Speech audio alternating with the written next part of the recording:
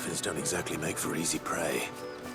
Let's hope our craftsman hasn't bitten off more than he can chew.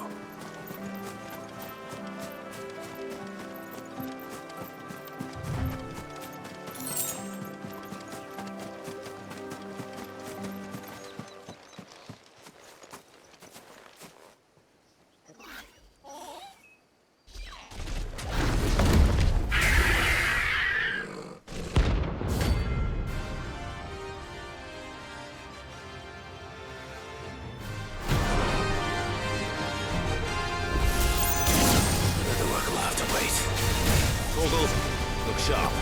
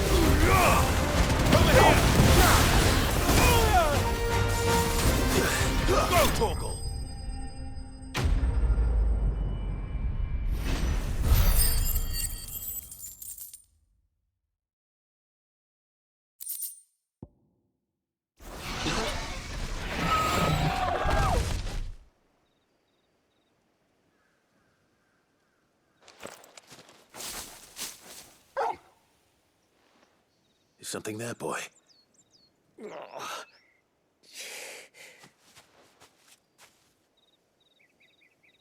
Could that be our man?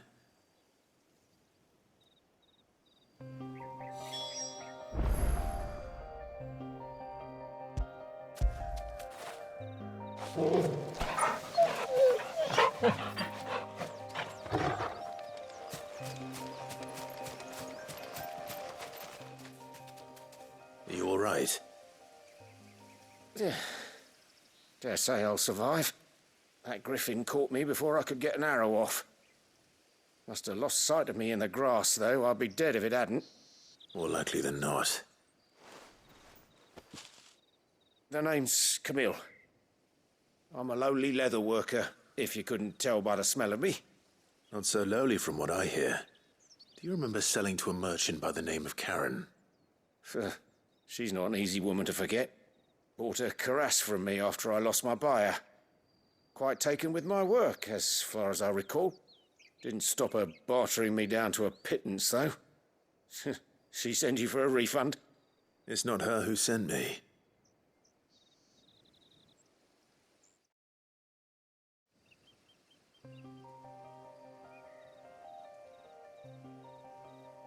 Well, consider me flattered. You should be. He's a master of his art, and not an easy man to impress. Blacksmiths are proud folk. It's a rare thing indeed for one to praise a glorified tanner. And I don't imagine an impressive swordsman like yourself would be getting your steel from any but the best. I'd dearly love to help a fellow craftsman, but... Well, actually, I suppose you could give him this. What is it? Treated leather. Same stuff I used to make that cuirass. If your man's as skilled as he sounds, he'll know what he's looking at. You sure? Well, you did save my life. And thanks to you, I'll be going home with all the griffin hide I can carry. I'd say it's the least I can do. Short of showing him how to make the thing myself, that is. But there are rules against it. Secrets of the trade and whatnot. In that case, I'll see that he gets it. I'd be much obliged if you would. Right. I've got some greaves to make. You send your blacksmith my regards. Will do. And thank you.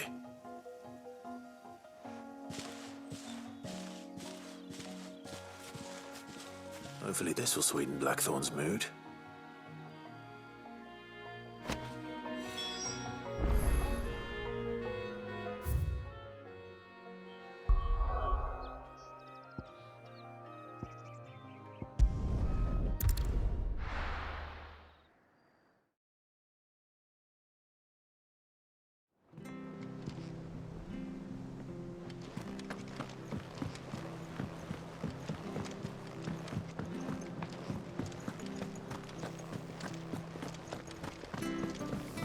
And with a bit of luck, Clive might even find the geese.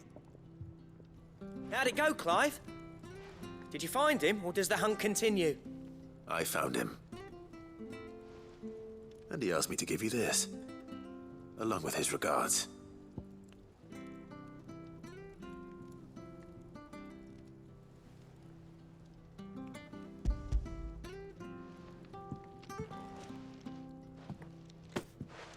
You're joking.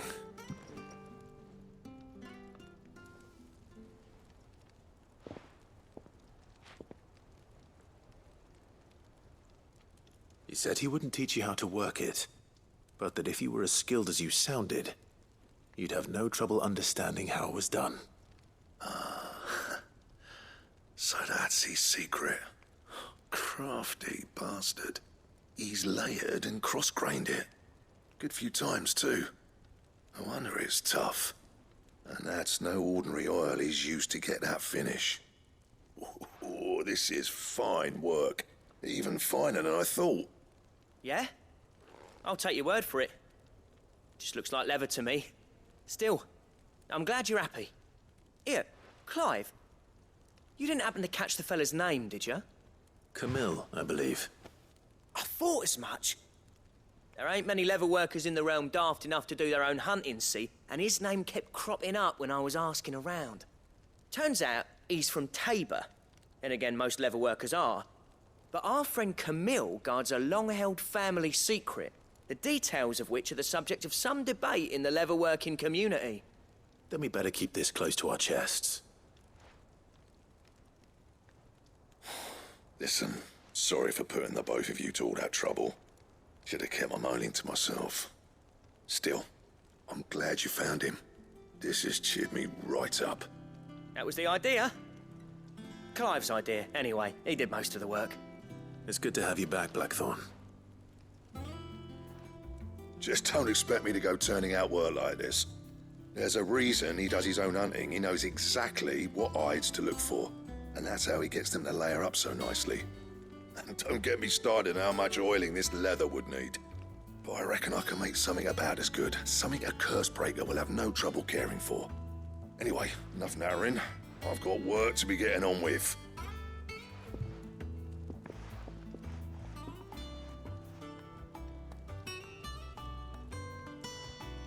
Looks like we won't be needing a new blacksmith. As if there was a better one out there. I wouldn't have been the same anyway. No one spins a yarn like old Blackthorn in his cups. Right, now that's sorted, I've got duties to attend to. Thanks, Clive. You've given me my mate back.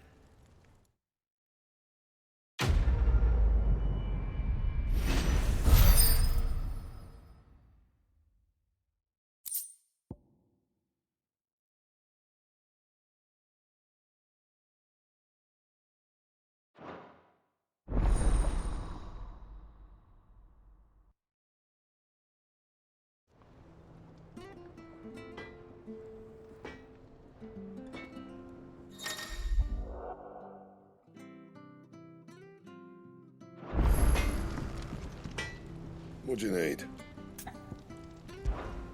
What do you want?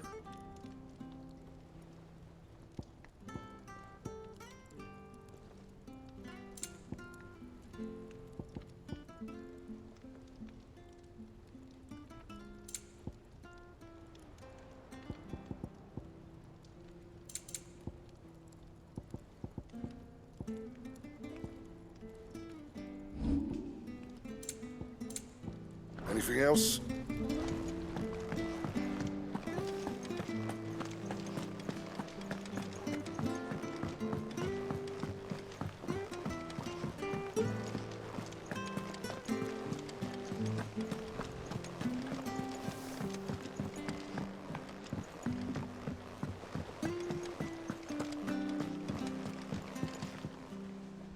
Ah, if it isn't my favorite pupil.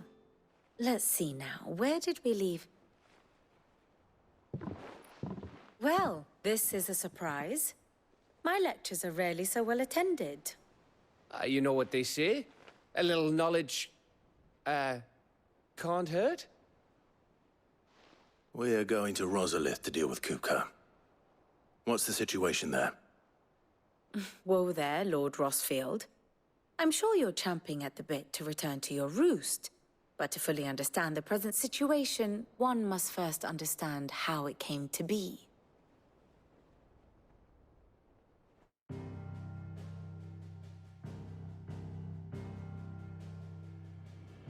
Let us begin with the story of Hugo Kupka, or the permanent economic advisor to the Dalmekian government, to give him his formal title. In a republic founded on commerce, there could hardly be a more influential position. It has granted him both extraordinary wealth and extraordinary power. Not that he ever wanted for the latter. Being Titan's dominant, he is also Dalmekia's last line of defense, a fact he has used to his considerable advantage. Why, he was even able to pry Drake's Fang, one of the pillars of the Republic, from Parliament's grip. And he was quick to buy the loyalty of the Fang's protectors. Today they are his faithful creatures, a private army in all but name. The self-same army that marches upon Rosarian soil as we speak. By which I mean Imperial soil, not that you need reminding of the fact. Suffice it to say, the Empire's attentions are elsewhere at present, deadlocked as it is with Dalmekia over its occupation of the Crystalline Dominion, where its legions are now gathered. Scarcely a handful of garrisons remain to secure its western provinces, and half of them left after the fall of Drake's Breath. With the threat of the Ironblood thus diminished, they had little cause to fear a maritime invasion. And so today, only a token force guards the former duchy's shores, as Kupka was quick to descry. He landed his troops on the Rosarian coast without encountering so much as a single ship. All for you, Clive. He wants your head. And so he and his men advance upon Rosalith, not to capture the province, but to draw you out.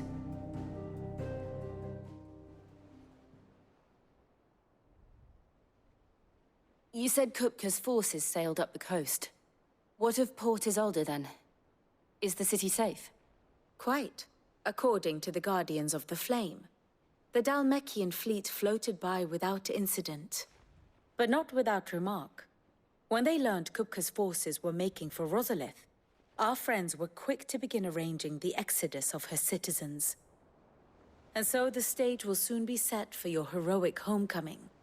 Alas, it will be a more trying task to enter the capital than it was to leave it. Hugo's men hold Buett Bridge, despite the Imperials' repeated attempts to wrest it back from their grasp. And they were careful not to repeat the Empire's mistake in neglecting their coastal defenses. The seas around Rosalith are firmly under Dhalmekian control.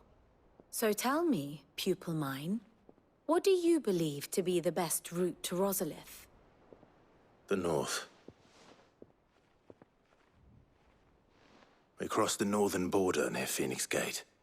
Then take the road through Stillwind down to the capital. Hardly the quickest route, but at least we won't be spotted. A little local knowledge goes a long way. And so must you. We'd best get a move on then. Oh, will you be going too? Aye. I've been waiting a long time to give that fucker a taste of his own medicine. I would have missed this for the world. All right. We should be on our way. Lead on.